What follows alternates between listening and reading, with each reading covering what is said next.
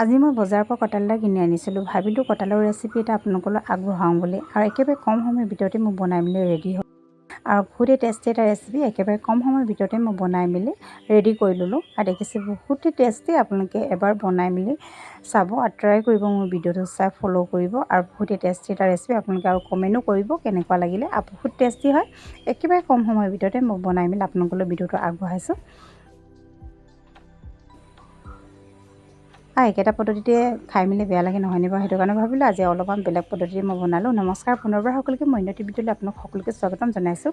আশা কৰিছোঁ আপোনালোকে ভালে আছে। আৰু মই আজি আপোনালোকলৈ লৈ আহিছোঁ কঁঠালৰ বেলেগ এটা পদ্ধতিৰে বনোৱা এটা ৰেচিপি।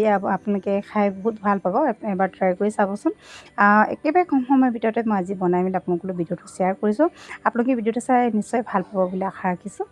তেতিয়াহ'লে ব'লকচোন, ভিডিঅ'টো মই দেৰি নকৰি আৰম্ভ কৰিছোঁ। ইয়াতে লৈছোঁ মই কঁঠাল এটা, আৰু কঁঠালটো এতিয়া মই কটাৰীৰ সহায়েৰে ধুনীয়াকৈ মই কাটি লৈছোঁ।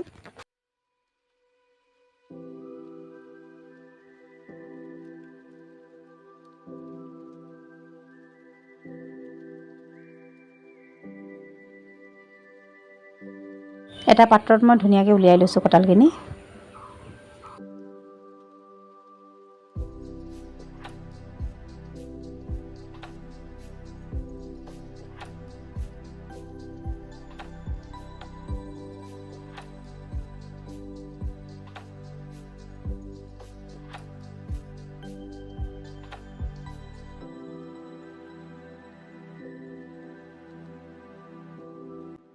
এটা কঁঠালৰ পৰা ইমানখিনি গুটি ওলালে। এতিয়া মই কঁঠালৰ গুটিখিনি এনেকৈ আঁতৰাই দিব আপোনালোকে। গুটিখিনি আঁতৰাই মেলি এতিয়া মই মিক্সিত ধুনীয়াকৈ গ্ৰাইণ্ড কৰি ল'ম, পেষ্ট এটা বনাই ল'ম কঁঠালখিনি। আপোনালোকে ভিডিঅ'টো স্কিপ নকৰাকৈ চাই থাকিব, তেতিয়াহে বুজি পাব। এনেকৈ মই মিক্সিত দি দিছোঁ। মিক্সিত পেষ্ট এটা বনাই ল'ম মই কঁঠালখিনি। গুটিখিনি ধুনীয়াকৈ মই আঁতৰাই লৈছোঁ। মই গোটেই কঁঠালখিনি মই মিক্সিত গ্ৰাইণ্ড নকৰোঁ, যিহেতু আদাহে কৰিম। আজি মই আদাহে ৰেচিপি বনাই মেলি আপোনালোকক দেখুৱাম। আপোনালোকে যদি বিচাৰে গোটেইখিনি কৰিব পাৰে।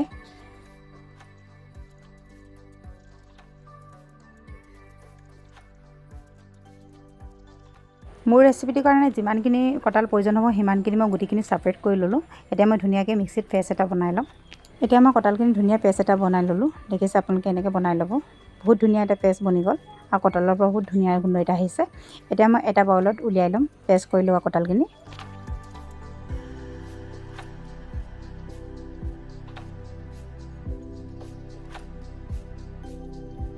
এটা বাউলত মই উলিয়াই ল'লোঁ পেষ্ট কৰি লোৱা কঁঠালখিনি। এতিয়া ইয়াতে লৈছোঁ মই এটা নাৰিকল, আৰু নাৰিকলটো মই গোটেইখিনি নাৰিকল নিদোঁ ইয়াতে।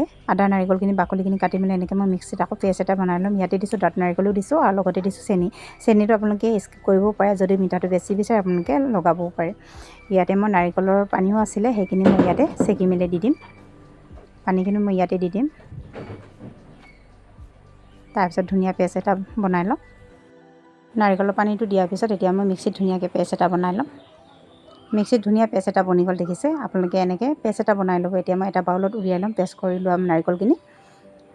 আৰু যিহেতু মই আগতীয়াকৈ এটা বাউলত উলিয়াই থৈছিলোঁ কঁঠালৰ পেষ্টখিনি, সেইখিনিতে মই এতিয়া ধুনীয়াকৈ নাৰিকলৰ পেষ্ট আৰু কঁঠালৰ পেষ্টখিনি ধুনীয়াকৈ মিক্স কৰি ল'ম। এনেকৈ আপোনালোকে মিক্স কৰি ল'ব। আপোনালোকে ভিডিঅ'টো স্কিপ নকৰাকৈ চাব, তেতিয়াহে বুজি পাব। আৰু বহুতেই টেষ্টি এটা ৰেচিপি, একেবাৰে কম সময়ৰ ভিতৰতে আপোনালোকে বনাই মেলি খাব পাৰিব। এতিয়া ধুনীয়াকৈ মই মিহলাই ল'ম। এনেকৈ আপোনালোকে মিক্স কৰি ল'ব। আৰু ইয়াতে মই দিছোঁ নিমখ অকণমান। নিমখটো দিলে মানে হজম হ'বৰ কাৰণে দিছোঁ। নিমখটো দিয়াৰ পিছত আকৌ ভালদৰে মই মিক্স কৰি ল'ম। এতিয়া মই ধুনীয়াকৈ মিক্স কৰি লৈছোঁ। এনেকৈ আপোনালোকে মিহলাই ল'ব। আৰু ইয়াতে মই এড কৰিছোঁ আটা। যদি আপোনালোকৰ ঘৰৰে খুন্দি লোৱা পিঠা থাকিলে সেইটো আপোনালোকে দিব পাৰে, কিন্তু মোৰ নাই কাৰণে মই এতিয়া আটা ব্যৱহাৰ কৰিছোঁ। আটা দিলেও একো নাই। এতিয়া মই ধুনীয়াকৈ মিহলাই ল'ম।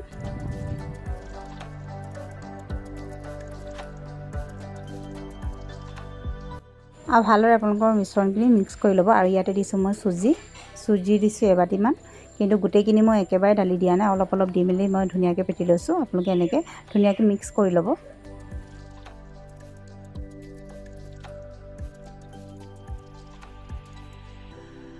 মই এনেকৈ অলপ অলপ দি মেলি চুজিখিনি ফেটি লৈছোঁ, একেবাৰতে দিয়া নাই। এনেকৈ আপোনালোকে অলপ অলপ দি মেলি চুজিখিনি ফেটি ল'ব।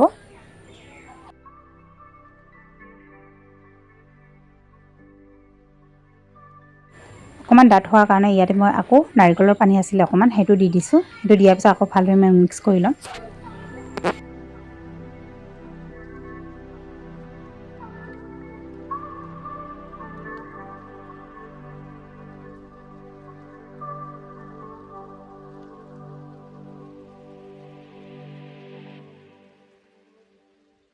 এতিয়া মই মিহলাই লৈ মিশ্ৰণখিনি ৰেডি হৈ গ'ল আৰু ইয়াতে মই এটা কেৰাহীত ৰিফাইন তেল দিছোঁ। আপোনালোকে এনেকৈ ৰিফাইন তেল দিব, গোন্ধটো ভাল আহিব। আৰু একেবাৰে গেছটো ল' ফ্লেমত ৰাখিছোঁ আৰু তেলখিনি সম্পূৰ্ণ গৰম হৈ গ'ল। ইয়াতে মই অলপ অলপ দি মেলি এতিয়া মিশ্ৰণখিনি ভাজিম। দেখিছে এনেকৈ অলপ অলপ দি ল'ব আপোনালোকে, এনেকৈ অলপ অলপ দি মেলি আপোনালোকে ভাজিব। মই একেটা পদ্ধতিতে মই দি মেলি ভাজি ল'ম।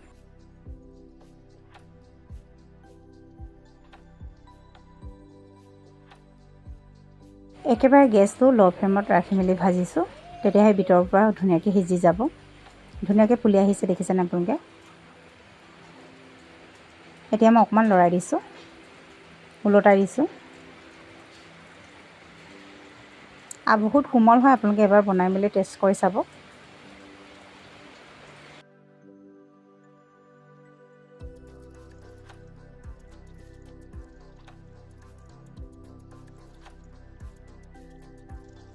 ধুনীয়াকৈ কঁঠালখিনি ৰঙচুৱা হৈ আহিছে দেখিছে, আৰু বহুত ধুনীয়াকৈ ফুলি আহিছে। ইয়াতে মই কোনো কালাৰ এড কৰা নাছিলোঁ, বহুত ধুনীয়া হৈ গ'ল।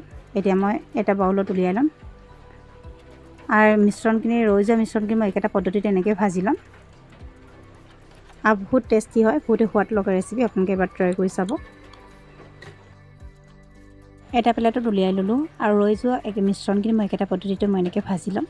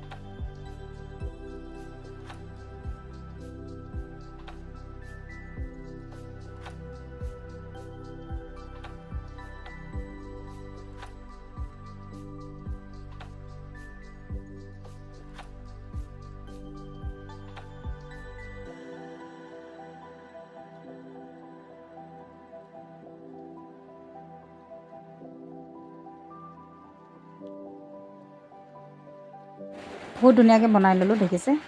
এটা প্লেটত মই গোটেইখিনি উলিয়াই ল'লোঁ। এনেকৈ আপোনালোকে এবাৰ বনাই মেলি খাই চাব। এতিয়া চুব পৰাত অৱস্থা নাই, বহুত গৰম হৈ আছে।